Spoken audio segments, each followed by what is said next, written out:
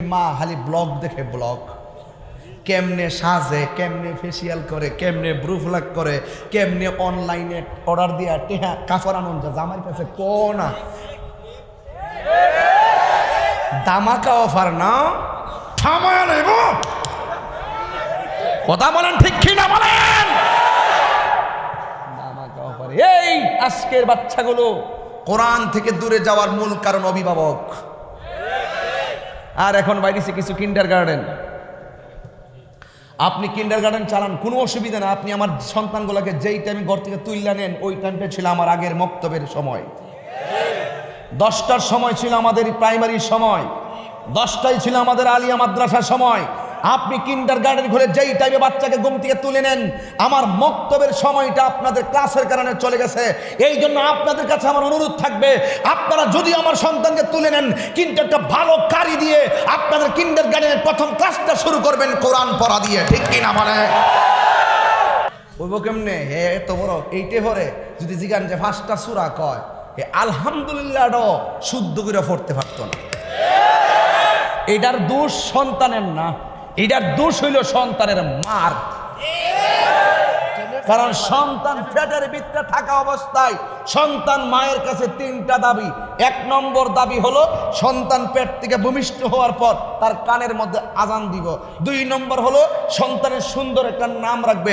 3 নম্বর হলো সন্তানটার দ্বীনি শিক্ষা দিবে।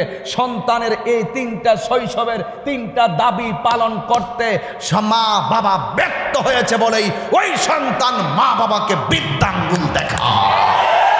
হাত তুলে বলো ঠিক কিনা বলো?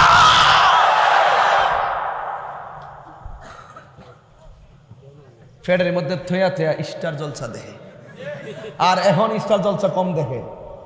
এখন শুধুমাত্র ওই মা খালি ব্লগ দেখে ব্লগ কেমনে সাজে, কেমনে ফেসিয়াল করে, কেমনে ব্রুফলাক করে, কেমনে অনলাইনে অর্ডার দিয়া টেহা কাফর আনন্দ জামার কাছে কোনা দামাকা অফার না থামায় নেব। কথা বলেন ঠিক কি না বলেন?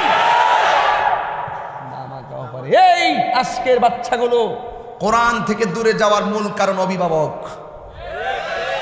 আর এখন বাইরেছে কিছু কিন্ডারগার্টেন।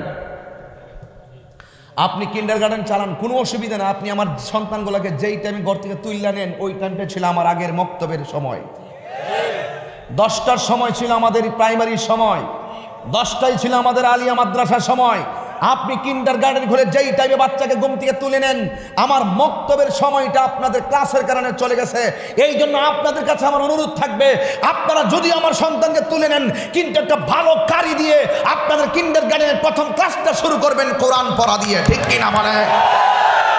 আমি কোনো শিক্ষার বিরুদ্ধে বলছি না, শিক্ষা পদ্ধতির বিরুদ্ধে বলছি না।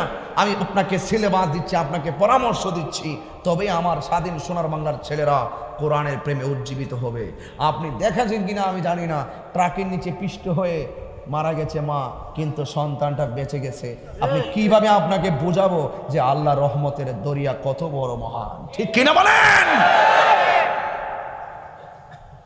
সেই বাচ্চার মা মারা গেল, বোন মারা গেল, ভাই মারা গেল। আজকে এই প্রেগনেন্সি মা মারা গেছে, বাচ্চাটা ডেলিভারি হয়ে গেছে, মা অ্যাক্সিডেন্টে মারা গেছে, বাচ্চাটাকে আল্লাহ পাক হেফাজত করে পৃথিবীর মানুষকে বুঝাইয়া দিয়ে গেছেন, দেখ তোদের কাছে অসম্ভব, আমি মালিকের কাছে সম্ভব। কি দিয়ে আমি আপনাকে বুঝাইতাম? ওয়াজ তো করতে বলেন, কিন্তু মাঝে মাঝে অপ্রাসঙ্গিক অনেক কথা আসে যেগুলো আসলেই প্রাসঙ্গিক। অনেক মানুষের কাছে অপ্রাসঙ্গিক মনে হয় তাহিরি কথা, না এটা যুক্তিসঙ্গত কথা। আপনি সারা রাত্র ব্লগ দেখবেন আর ফেসিয়াল দেখবেন আর এইরকম করবেন, আপনার ঘুম হওয়া উচিত 11টায়, আপনার ওঠা উচিত আজানের ধ্বনিতে, আপনার উচিত আপনার সন্তানকে মক্তবে পাঠানো, তবেই এই সমাজ সুন্দর সমাজে পরিণত হবে। ঠিক কিনা বলেন? আমার কথাই কি আপনারা বেজার হয়েছেন? আমার কথাই কি আপনারা রাগ করেছেন? তাহলে দেখেন রাখাল কি বলে। আমি একটু মাঝে মাঝে সামাজিক আলোচনায় ঢুকবো আপনাদের এই মনোযোগ আকর্ষণ করার জন্য। চিৎকার মেরে আমার সঙ্গে আবারও সূরা ইখলাসটা পড়েন। আমি কেন হতবাক হয়েছি, আপনাদের আওয়াজটা শুনলে তো অন্তত পক্ষে গুরুস্থানের কবর আযাব মাফ হয়ে যাওয়ার কথা।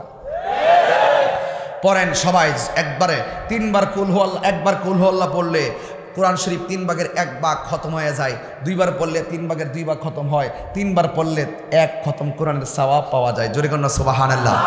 সবাই আমার সাথে বলেন, কুল হুয়াল্লাহু আহাদ আল্লাহুস সামাদ লাম ইয়ালিদ ওয়া লাম ইউলাদ ওয়া লাম ইয়াকুল লাহু কুফুয়ান আহাদ। আবার জোরে জোরে বলুন, কুল হুয়া